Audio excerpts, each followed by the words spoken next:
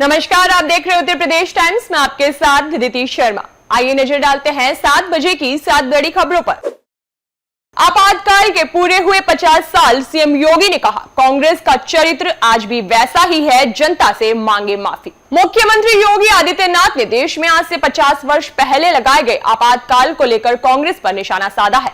आपातकाल के 50 साल पूरे होने पर सीएम योगी ने कहा कि इंदिरा गांधी के नेतृत्व वाली कांग्रेस सरकार के दौरान लगाई गई इमरजेंसी के 50वें वर्ष में कांग्रेस में चेहरे भले ही बदल गए हो, लेकिन उसका चरित्र और हाव भाव आज भी वही है जो 1975 में था। मुख्यमंत्री ने कहा कि आपातकाल में कांग्रेस का बर्बर चेहरा देशवासियों ने देखा।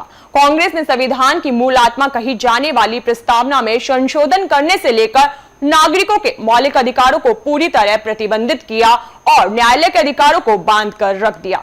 उन्होंने ये भी कहा कि कांग्रेस को इमरजेंसी के 50 साल पूरे होने पर देश से माफी मांगनी चाहिए। दिल्ली से नोएडा एक्सप्रेसवे तक बनेगी एलिवेटेड रोड, 3 माह में शुरू होगा काम, तैयार होने में लगेंगे 3.5 साल।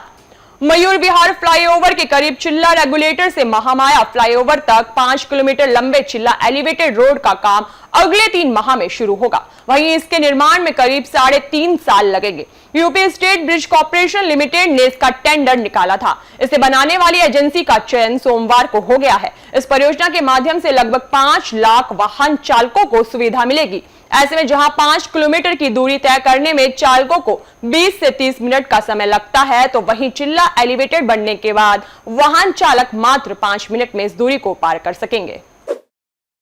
महाकुंभ को लेकर बड़ी अपडेट, यूपी ही नहीं भारत की ग्लोबल ब्रांडिंग का माध्यम बनेगा प्रयागराज महाकुंभ। अगले साल संगम नगरी प्रयागराज में होने वाले महाकुंभ की तैयारियों को लेकर सोमवार को समीक्षा बैठक की गई। बैठक में सीएम ने अधिकारियों को स्वच्छता, सुरक्षा और सुविधा का मानक बनाने पर जोर देने का निर्देश दिया। साथ ही कहा कि प्रयागराज महाकुंभ यूपी ही नहीं बल्कि भारत के ग्लोबल ब्रांडिंग का माध्यम बनेगा, क्योंकि महाकुंभ के लिए पूरी दुनिया में उत्सुकता है। बैठक में सीएम ने कहा कि वर्ष 2019 में कुंभ का सफल आयोजन कर यूपी ने मानक स्थापित किया। इस बार लोगों की अपेक्षाएं हमसे और अधिक होंगी। साल 2019 में 3200 हेक्टेयर क्षेत्र में मेले का आयोजन किया गया था, लेकिन इस बार 4000 हेक्टेयर से अधिक क्षेत्रफल में मेले का आयोजन किया जाएगा। स्पीकर पद के लिए सत्ता पक्ष और विपक्ष की ओर से चेहरे फाइनल कर दिए गए हैं।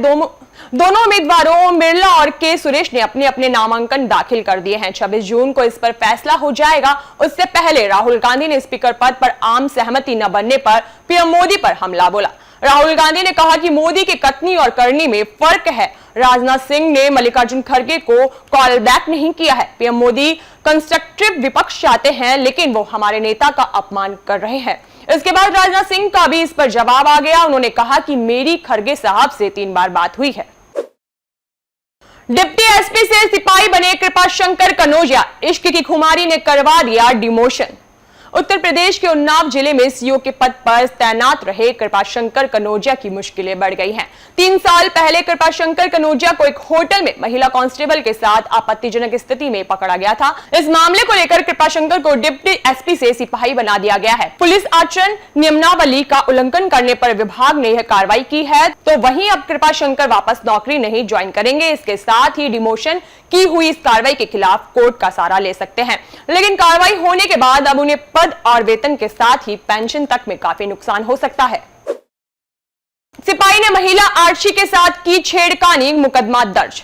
श्री राम जन्मभूमि सुरक्षा में तैनात महिला आर्ची ने सोमवार को अपने पुरुष सहकर्मी पर छेड़खानी करने, शादी के लिए दबाव बनाने के साथ ही मारपीट करने का आरोप लगाते हुए नगर कोतवाली में तहरीर दी है। महिला सिपाही की तहरीर पर कोतवाली नगर अयोध्या में मुकदमा दर्ज कर लिया गया है और पुलिस छानबीन में जुट गई है। महिला सिपाही की तहरीर के अनुसार नगर कोतवाली में तैनात सिपाही अंकित कुमार यादव से सरकारी काम के कारण उससे मुलाकात होती रहती थी। उसने बताया कि अंकित ने बार बार उस पर शादी का दबाव बनाता रहता था, मना करने पर फोन करके परेशान करता रहता था। 23 मई को ड्यूटी पर जाते समय अपनी मोटरसाइकिल पर डरा धमका कर बैठा लिया तथा शादी के लिए दबाव बनाने लगा। साकेत महाविद्यालय के पास उसका फोन तोड़ा, मोटरसाइकिल चढ़ा दी और मारा पीटा।